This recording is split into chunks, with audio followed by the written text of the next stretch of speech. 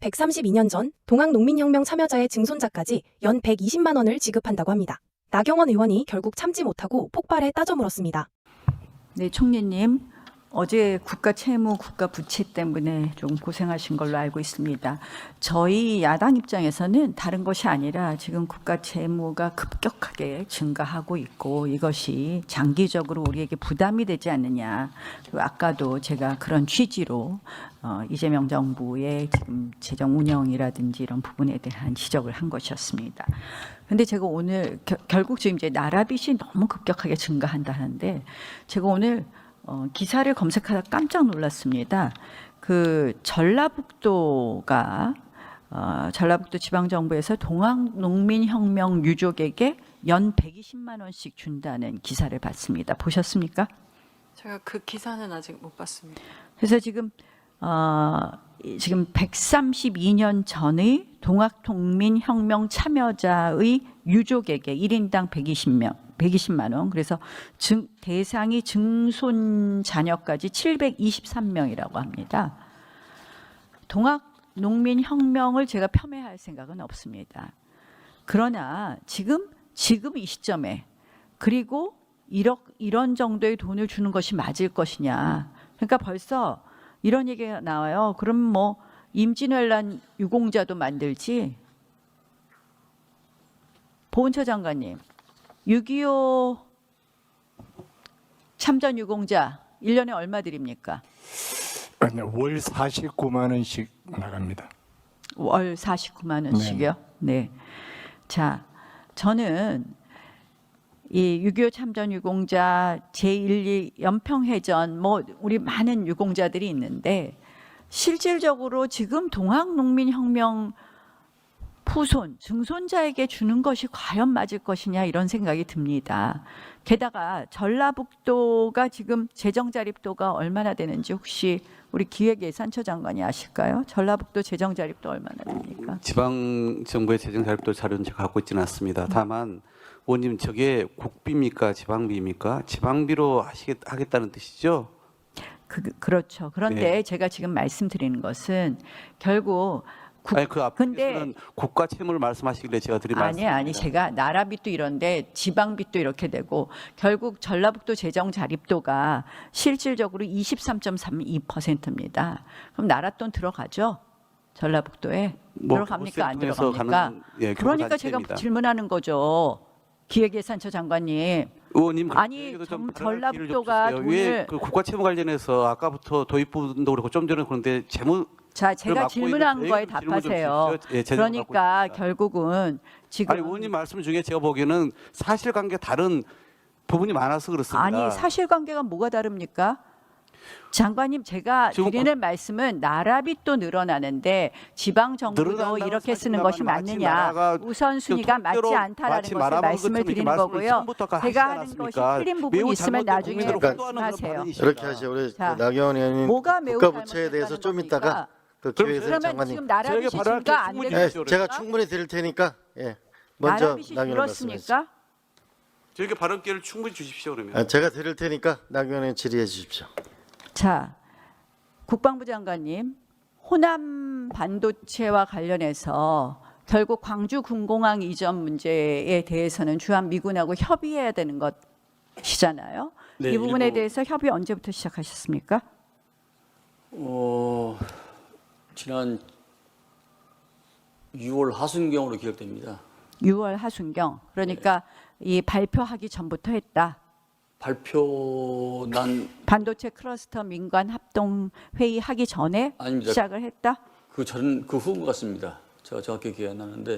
그러면 발표가 먼저 되고 이렇게 후에 한다면 결국 협의하는 게 좀 어렵지 않겠습니까?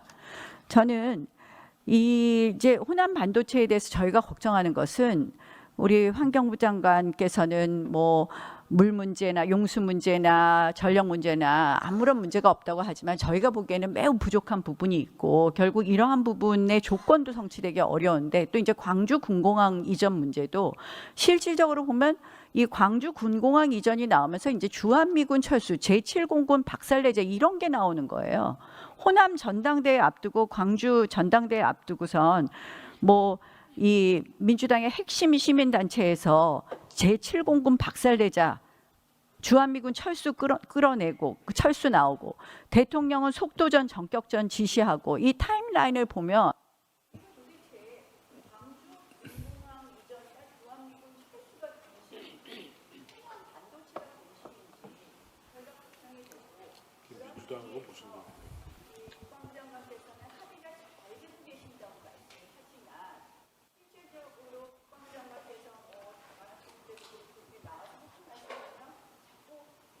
그 부분은 저 부분은 우리 민주당하고는 관련이 없는 네. 것 같고요.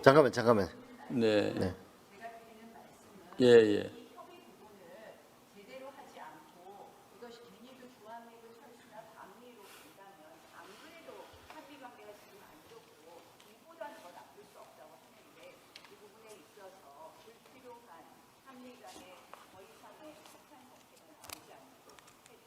네, 신중히 하겠습니다. 네. 네. 이 부분에 대해서 나경원 의원님 수고하셨습니다. 자, 국가부채부에 대해서 기획예산 장관님 말씀해 주시고 혹시 국방부 장관 말씀해 주실 거 있으면 해주시기 바랍니다. 먼저 기획예산 장관 네, 말씀하세요. 발언 기회를 주셔서 감사합니다.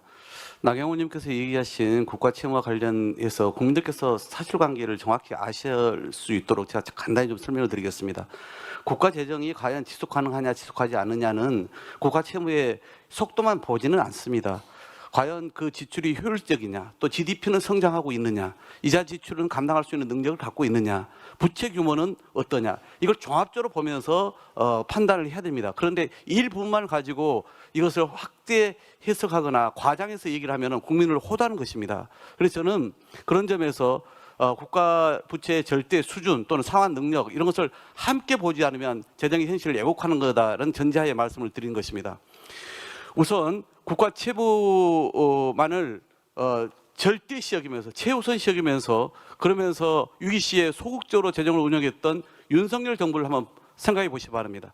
긴축의 악순환을 명징하게 증명했습니다. 그래서 결국은 국가 채무 관리를 우선시 두고 경기 둔화에 소극적으로 대응했고 감세 정책을 펴지 않았습니까? 그러다 보니까 3년에 걸쳐서 무려 100조의 대규모 세수 결손이 발생했고 이것은 결국은 재원을 불용 또는 집행을 지연하게 하면서 성장률을 하락시켰고 수입 채무를 악화시켰습니다. 불과 우리가 2년 전에 똑똑히 봤던 그 학습 효과가 있지 않습니까? 두 번째, GDP 대비 우리가 너무나 많은 이자를 내고 있지 않냐 이렇게 얘기를 하는데 1% 정도 수준입니다. 주요국 대비 결코 높지 않습니다. 5년간 증가폭도 낮습니다. 충분히 감당할 능력이 있습니다. 우리 한국은요, 지금 정확히는 0.46%포입니다. 그런데 프랑스가 0.8, 일본이 0.9, 미국이 1.2% 정도입니다. 세 번째, 부채 규모만 놓고 보더라도요, 절대 수준이 주요 선진국보다 크게 낮습니다. GDP 대비 IMF가 발표한 겁니다. 2026년도 올해 한국이 54.4로 얘기를 했는데 G7이 123.8, G20가 83.6, OECD가 71.3입니다. 그리고 2020년도 이후에 부채가 좀 많이 증가했는데 그 이유는 코로나 위기 극복이 있었고요. 그리고 방금 말씀드린 지난 정부 3년 동안 감세와 세수 결손의 기인한 부분이 큽니다. 저희는 내년도에 이제 곧 예산이 저희가 공개될 텐데 두 마리 토끼 다 잡으려고 합니다. 소위 재정과 경제의 선순환을 만들려고 하는 것이죠. 제대로 우리가 적극 재정을 통해 가지고 경제를 성장시키고 그것이 바로 이 성과, 즉 재원을 확충하는 방향이 나와서 다시 투자할 수 있는 이 선순환을 이번에 만들려고 합니다. 그러면서 국가 부채와 관련해서는 윤석열 정부, 전 정부와 비교할 정도로 제가 확연히 떨어뜨릴 겁니다. 그래서 전반적으로 이 두 마리 토끼를 동시에 잡는 것을 목표로 하고 있다는 말씀을 분명히 드리고 거기에 머무르지 않고 윤석열 정부 그 전 어떤 정부와 비교하지 못할 정도로 저희는 강력한 지출 구조조정을 하고 있습니다. 그래서 올해도 이미 25조의 재량 지출과 2조의 최초의 의무 지출 구조조정을 했는데요. 내년에는 이것보다 훨씬 더 많은 구조조정도 그래서 지출이라도 동시에 깨하고 있는 역대 정부의 최초의 그런 재정 운영을 하고 있다는 말씀을 분명히 드립니다. 네.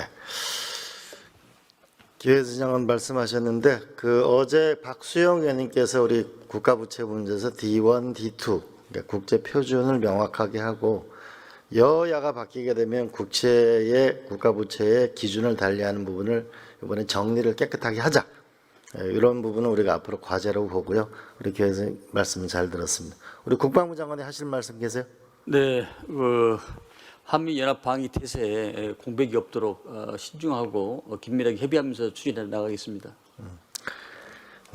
동학 농민혁명의 역사적 의미와 별개로 세금을 어디까지 누구에게 지원할지는 따져봐야죠. 특히 국가를 위해 직접 싸운 6.25 참전용사들의 예우부터 충분한지 먼저 돌아봐야 합니다. 여러분 생각은 어떠십니까? 오늘 영상이 도움되셨다면 좋아요, 구독 한 번씩 부탁드립니다.